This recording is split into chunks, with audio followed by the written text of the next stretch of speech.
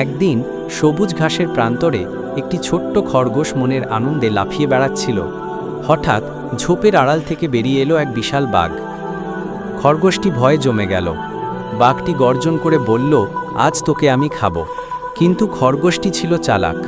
সে একটুও না ঘাবড়ে বলল, হে মহান বাঘ, আপনি কি জানেন আমি এই জঙ্গলের সবচেয়ে শক্তিশালী প্রাণীটির দূত? সে বলেছে কেউ যেন আমাকে না ধরে।